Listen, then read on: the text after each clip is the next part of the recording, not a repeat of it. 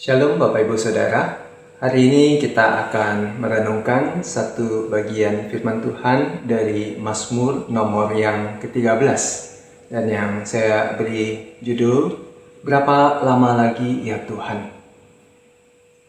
Kami sering ke luar kota membawa anak-anak, dan setiap kali di dalam perjalanan, anak-anak selalu ada satu pertanyaan yang sering muncul, yaitu sudah mau sampai belum ya? Atau berapa lama lagi kita akan sampai?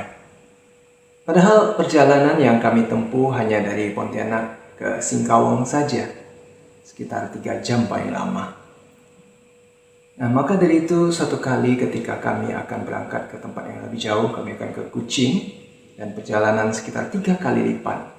Kami wanti-wanti kepada mereka, kami bilang, nanti sepanjang perjalanan, kalian nikmati saja perjalanan, nikmati saja pemandangan, dan jangan pernah tanya kapan kita sampai, berapa lama kita akan sampai.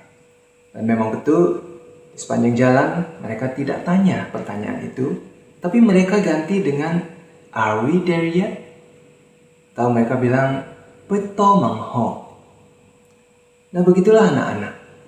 Mereka sangat sulit sekali untuk melewati satu kondisi di mana mereka merasa bosan. Mereka anggap itu adalah satu penderitaan yang panjang bagi mereka. Karena di dalam mobil mereka tidak bisa leluasa bergerak. Bahkan mereka harus bersempit-sempitan di dalam mobil. Ya maklumlah, anak saya banyak. Tetapi Bapak Ibu Saudara, sebenarnya siapa sih yang bisa bertahan di dalam penderitaan yang panjang? Raja Daud sendiri di dalam bagian ini kita melihat bagaimana dia juga berkeluh kesah. Dia juga menyatakan akan satu kondisi yang sangat menyedihkan hatinya, dan dia juga mengalami satu kegalauan yang mendalam.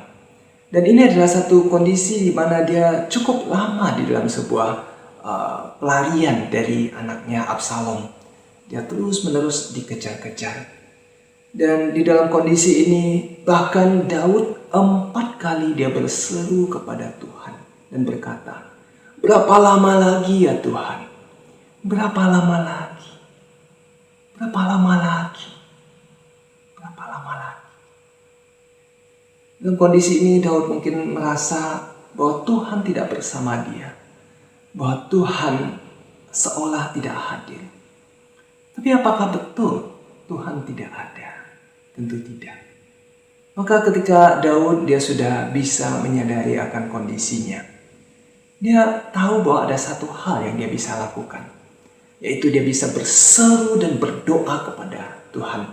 Dan itulah yang dia lakukan kita bisa baca di ayat 4 dan ke-5. Dan dia mengatakan, "Pandanglah kiranya, jawablah aku ya Tuhan Allahku. Buatlah mataku bercahaya supaya jangan aku tertidur dan mati. Supaya musuhku jangan berkata, aku telah mengalahkan dia. Dan lawan-lawanku bersorak-sorak apabila aku goyah." Dan Daud berseru kepada Tuhan seperti itu. Lalu setelah itu apakah kemudian tiba-tiba musuhnya berhenti mengejar dia? Apakah langsung tiba-tiba masalahnya menjadi hilang? Tentu tidak. Tetapi Daud merasakan ada satu hal yang berbeda. Setelah dia berdoa, imannya kembali bertumbuh. Dia bisa merasakan ada penghiburan, ada kekuatan, dan ada sukacita dari Tuhan yang melingkupi dirinya. Sehingga kemudian dia bisa bersukacita dan dia bisa memuji Tuhan. Dan kemudian dia bisa menuliskan Mazmur ini bagi Tuhan. Kondisi yang dialami Daud juga sebenarnya tidak jauh berbeda dengan apa yang kita alami saat ini. Saat ini kita pun tidak tahu akan kondisi ini. Kapan ini akan berakhir? Mungkin seringkali kita juga bertanya, sampai kapan ya Tuhan? Atau mungkin kita juga di dalam satu kondisi yang membosankan, kita mungkin bertanya, berapa lama lagi Tuhan aku harus berdiam diri di rumah? Atau mungkin ketika kondisi kita, ekonomi kita juga semakin memburuk, kita mungkin bertanya, sampai kapan kondisi ekonomi yang terpuruk ini, kapan ini semua akan berakhir? Bapak Ibu Saudara, kami juga tetap mendapatkan pertanyaan yang sama dari anak-anak. Mereka juga dalam kondisi ini bertanya kepada kami, kapan pandemi COVID ini akan berlalu? Dan tentu kami tidak memiliki jawabannya. Tapi ada satu hal yang bisa kami ajak mereka untuk lakukan. Kami bisa mengajak mereka untuk berdoa dan mencari Tuhan. Dan setelah berdoa, tentu kondisinya tidak berubah. Tetapi ada hal yang berubah di dalam diri kami, di mana kami bisa tetap beriman dan bersandar kepada Tuhan. Dan kami tetap memiliki sukacita untuk menjalani hari-hari kami. Dan kiranya kita semua juga bisa melakukannya. Sehingga kita semua bisa bersama melewati ini bersama dengan Tuhan. Dan kiranya iman kita selalu tetap kepada Tuhan.